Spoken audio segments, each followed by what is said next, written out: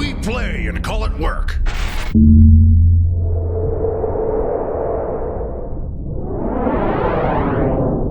Hey folks, Janene from MiniWarGaming here with another how-to video for ya. In this video, we are going to paint some of the embellishments on this Gale Force 9 Eye Tyrant base. There's a few gems in this treasure hoard, and in this video we're going to paint one like a ruby and one like an emerald. As always, if you have suggestions for something you'd like to see in a future how-to video, please leave it down below in the comments. The first gem we're going to do is going to be the ruby. And we're going to begin by doing a base coat of corn red, and we're going to mix that corn red with a little bit of Lamian medium. We're going to be mixing Lamian medium into all of the colors for this tutorial except for the shades that we're going to use. We're just going to use the corn red to do an all over layer over the entire gem that we want to have be a ruby. We want to make sure that we get all of the sides as it transitions into the gold pile. And it may take us a couple layers to get a really nice solid red. The next thing we're going to do is we're going to apply a little bit of Carroburg Crimson over the entirety of the jewel.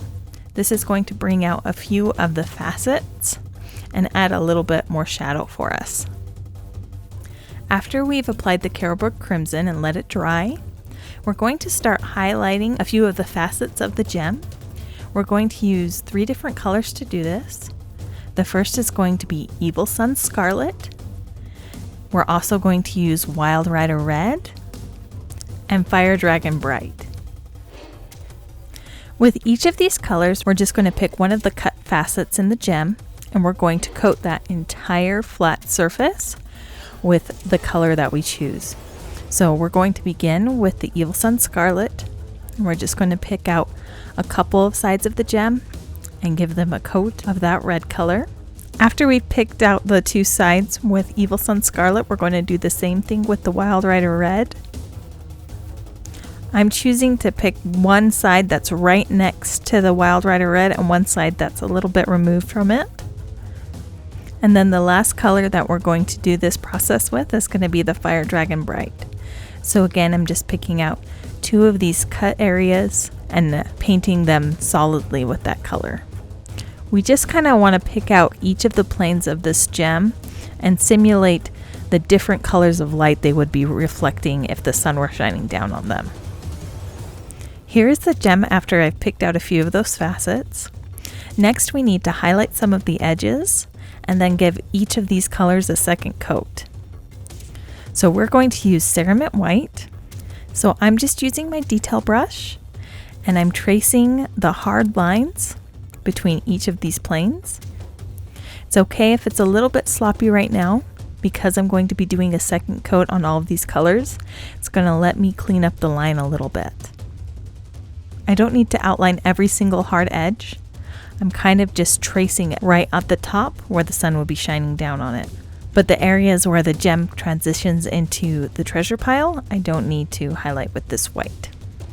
After I've painted that white highlight, I'm going to go back with my 3 previous colors. I'm going to apply a second coat to all of the areas, and while I'm doing that, I'm going to use it to clean up my line a little bit and make it a little bit thinner than when I applied it the first time. After I've applied that second coat, the ruby is done. Next, we're going to move on to the emerald right below it. For the emerald, we want to start with a base coat of Caliban Green. Again, we're just applying this as an all-over layer on all sides of the gem, making sure that we turn the mini so that we get all of the areas as it goes down into the coin pile.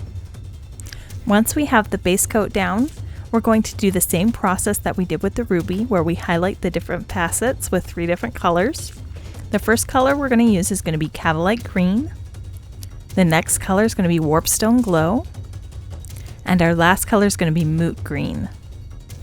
We're going to start with the Cavalite Green. We're just going to pick 2 areas to paint this color, and we're going to do a base coat over that whole flat area.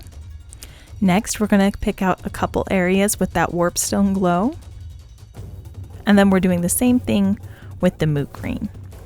This color is a lot brighter than the other 2, so this is the one that's really going to catch the light and make the emerald look like it's shining in the sun. With the emerald, instead of lining all of the facets with white, we're going to line everything with Flash Skits yellow. But it's going to be the same process. We're just taking our detail brush and we're doing a thin line, tracing the hard edges in the area where this gem would be in the most sun. And once that Flash Skits yellow highlight's been applied, we're going to do a second coat with all of the gem colors, which will let us clean up our yellow line a little bit and make each of the colors of the gem that much more vibrant. And after that, the emerald is complete. You can see that these two gems add just a little bit of color to the large treasure hoard. Thank you so much for watching. If you'd like to see more how-to videos, I have another one where I'm going to paint an amethyst and a sapphire globe on the other side of this treasure hoard in the MiniWarGaming vault, and the link down below in the description. If you don't already have a vault membership, you can click the link, sign up for a 7-day free trial, and get access to my video as well as hundreds of other videos in the MiniWarGaming vault. So go ahead, click the link, start your free trial, and happy wargaming!